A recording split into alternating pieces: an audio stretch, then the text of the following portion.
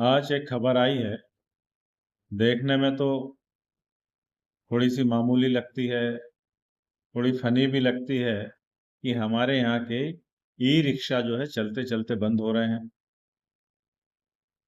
Rickshaw चालकों को समझ में नहीं आ रहा कि अचानक बिल्कुल एक जगह स्थिर हो जाते हैं, आगे नहीं बढ़ते हैं।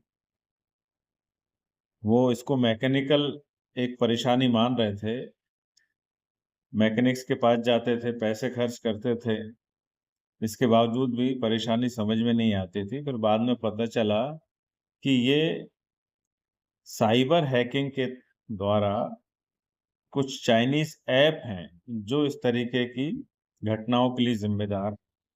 सवाल अब ये उठता है कि जब चाइनीज़ ऐप या चाइनीज़ साइबर सेंधमारी जो है, हमारे चलते-फिरते ई-रिक्शाओं को रोक रही है, तो क्या हमारा अन्य डाटा या चाइना के द्वारा हमारे अन्य सूचना तंत्र में सेंधमारी क्या संभव नहीं है? क्या ये ई-रिक्शा पर किए जाने वाला प्रयोग है, जो बाद में बड़े स्तर पर या युद्ध के समय या संकट के समय हमारी अनेकों चीज़ों को हैक करके जस का तस खड़ा कर देने की एक दूरगामी सोच के तहत किया जाने वाला षड्यंत्र तो नहीं है?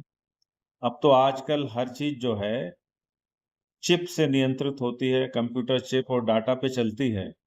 चाहे वो हमारे लड़ाकू विमान हो, टैंक हों और छोटी-छोटी गाड़ियाँ ही क्यों ना हों, रडार सिस्टम हो, मिसाइल सिस्टम हो।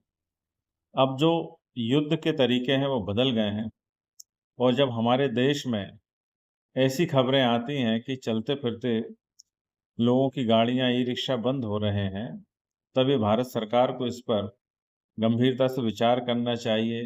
एक प्रतिरक्षा तंत्र भी विकसित करना चाहिए। रक्षा मंत्री और प्रधानमंत्री को आके जवाब देना चाहिए।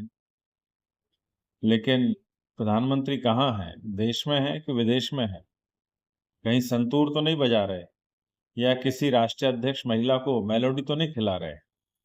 हमारे प्रधानमंत्री इन्हीं प्रकार के छोटे-छोटे मनोरंजन से देश का मन बहला रहे हैं और बाकी जो बड़ी वैश्विक शक्तियाँ हैं, वो हमारे देश के संयंत्रों में, तंत्रों में और तमाम जगह साइबर अटैक कर रहे हैं, साइबर सेंधमारी कर रहे हैं।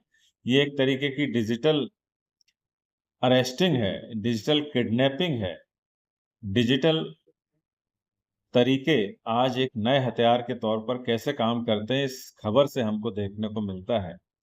मैं निवेदन करता हूँ, माँग करता हूँ कि भारत सरकार जागे और इसके लिए विशेष प्रयास करे और प्रतिरक्षा तंत्र भी विकसित करे।